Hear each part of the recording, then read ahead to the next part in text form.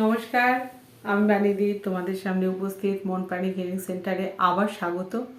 এবং আজকে তোমাদেরকে যেটা নিয়ে কথা বলবো সেটা খুব সুন্দর লাগবে, যে 7টা চক্রকে আমরা বলি যে জাগ্রত করার জন্য। তা সেই 7টা চক্রকে জাগ্রত করার দেবতাটা কে? সে হচ্ছে সূর্য দেবতা। প্রথমতই বলি যে সূর্যকে প্রতিদিন সকালে উঠে প্রণাম করবে, বা যদি সূর্যের মুখ দেখতেও না পাও, ঘরে বসে মনে মনে সূর্যের প্রণাম মন্ত্র বলবে। সূর্যের প্রণাম মন্ত্র দেখবে গুগলে গেলে পরে পেয়ে যাচ্ছ, কারণ আমি বললে তো তোমাদের মনে থাকবে না।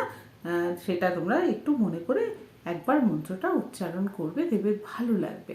আর যেটা তোমাদের শিখিয়েছিলাম যে সকালে উঠেই বলবে I am happy, I am sorry, I forgive you, I love you, এগুলো বলে ইউনিভার্সকে তোমরা অতি অবশ্যই ইউনিভার্সের উদ্দেশ্যে একটা নিবেদন অতি অবশ্যই করবে। বা বাংলায় তোমরা বলো আমি সুখী, আমি সমৃদ্ধ, আমি শক্তিশালী, জ্ঞানী অজ্ঞানে যদি কিছু ভুল করে থাকি, হে ঈশ্বর তুমি আমাকে মাফ করো। এই কথাটা যদি বলো, তুমি দেখবে নিজের ভেতর থেকে নিজের একটা আত্মশুদ্ধি হয়। আমরা বলি আত্মশুদ্ধিটা খুব দরকার। আত্মশুদ্ধিটা হলে পরে সারাদিন তোমার মনটা ভালো থাকবে এবং ভালো থাকবে। এবং তারপরেই যেটা করবে, সেটা আজকে যেটা বলবো, সূর্য দেবতাকে আমরা বা সূর্যের দেবতাকে তো আমরা তো আহ্বান করছি। এবং এরপরে আজকে যেটা আমরা বলবো সেটা হচ্ছে যে শিব ঠাকুরকে আমরা কি কি ডাল দিয়ে নিবেদন করলে 7টা গ্রহকে আমরা কিন্তু ঠিক রাখতে পারি। কারণ আমাদের প্রত্যেকটা মানুষের যে 9টা গ্রহ আছে, গ্রহগুলো কিন্তু সূর্যের চারপাশে পৃথিবীর কক্ষপথে ঘুরতে থাকছে। এবং এই কক্ষপথে ঘুরে যখন কিছু সময় করে তারা থাকে, এবং সেই সময় কিছু উপগ্রহ, কিছু নক্ষত্র কিন্তু ঢুকে যায়, এবং সেখান থেকে আমাদের কিন্তু অনেক সময় ভালো সময়ও আসে, যেমন আবার খারাপ সময়ও আসে।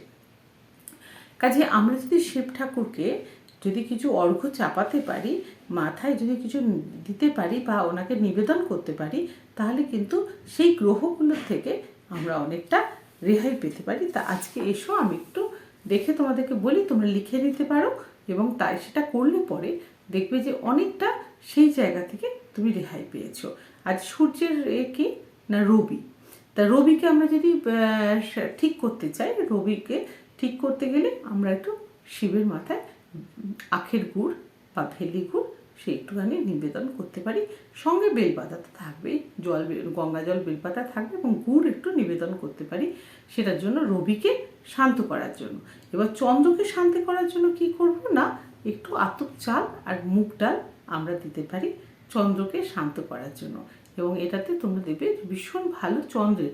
আর চন্দ্রের স্থান ভালো থাকলে পরে কী হয় না, চাকরির জায়গা ঠিক থাকে, এবং মা বাবার সঙ্গে সম্পর্কটা খুব ভালো থাকে, বা অফিসের কলিগের সঙ্গে বসের সম্পর্কটা ভালো থাকে, প্রত্যেকের সঙ্গে প্রত্যেকের রিলেশনশিপটা দেখবে খুব ভালো থাকে। এবারে বলছে মঙ্গলকে কি করব না, লাল মুসুর ডাল শিবের মাথায় চড়াও, সঙ্গে বেলপাতাটা কিন্তু মাস্ট, সেটা কিন্তু দিতেই হবে। এবার বুধের ক্ষেত্রে বলছে সবুজ মুগ, যেটা আমরা কি করি না, গোটা মুগ যেটা করি, বা তরকার ডাল যেটা বলে থাকি, বা সবুজ গোটা মুগ, সেই গোটা মুগ কিন্তু বেলপাতার সঙ্গে তোমরা দিতে পারো তোমরা বুধের জন্য। আর বৃহস্পতির জন্য কি দেবে না, ছোলার ডাল, বৃহস্পতির জন্য বেলপাতা, ছোলার ডাল এটা দিতে পারো।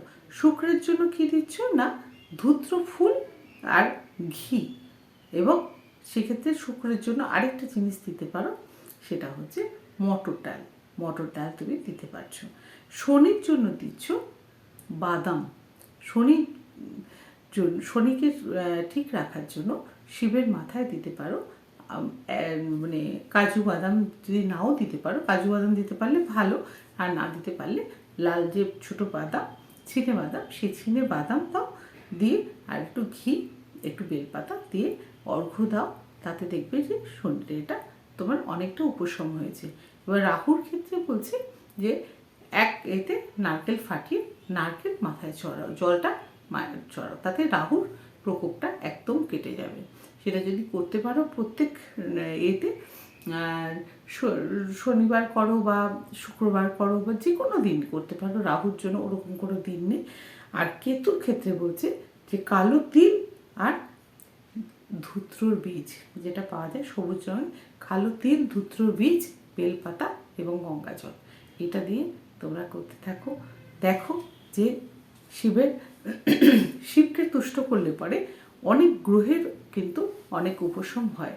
আমি এর আগে বলেছিলাম যে যাদের মাঙ্গলিকের দোষ আছে তারা কিন্তু আরেকটা জিনিসও করতে পারো, সেটা হচ্ছে যে চামেলির তেল এবং লাল চন্দন, সেটা যদি পারো একটু বেলপাতার মধ্যে লাগাবে, লাগিয়ে অর্ঘ্যটা 3 বার করে দেবে। তাতে কিন্তু দেখবে যে তোমার মঙ্গলের দশাটা অনেকটা কেটেছে। এবং সেই এটা গ্রহের, দেখো গ্রহ যতদিন আছে সে ওই কক্ষপথে, সেই সময়টাতে একটু খারাপ সময় যেতেই পারে, কিন্তু সেই খারাপ সময়ের মধ্যেও আমরা যদি এই প্রতিকারগুলো করে থাকি, তার মধ্যে থেকেও কিন্তু একটু ভালো সময় আমাদের থাকতে পারে বা আসতে পারে। আমরা দেখো কেউ কারোর ভাগ্যকে আমরা কিন্তু পরিবর্তন করতে পারি না। আমরা তোমাদেরকে যেটা দিচ্ছি বা বলছি সেটাতে কি হচ্ছে না, তোমরা প্রোটেকশন পাচ্ছ, যেটা একটা বিরাট রকমের একটা ক্ষতি হতে পারতো, সেই ক্ষতিটার থেকে আমরা কিন্তু সেটা একটা অল্পের উপর দিয়ে ধরে নাও একটা ক্ষত হতো, সেই ক্ষতর জায়গায় সামান্য চির খেয়ে চলে যাবে, এইটাই হচ্ছে ব্যাপার।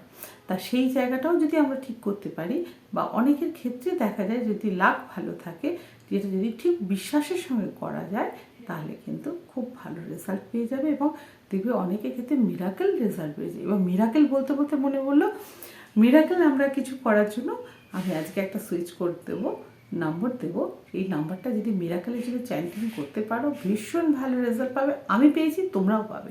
সেটা হচ্ছে 44187777।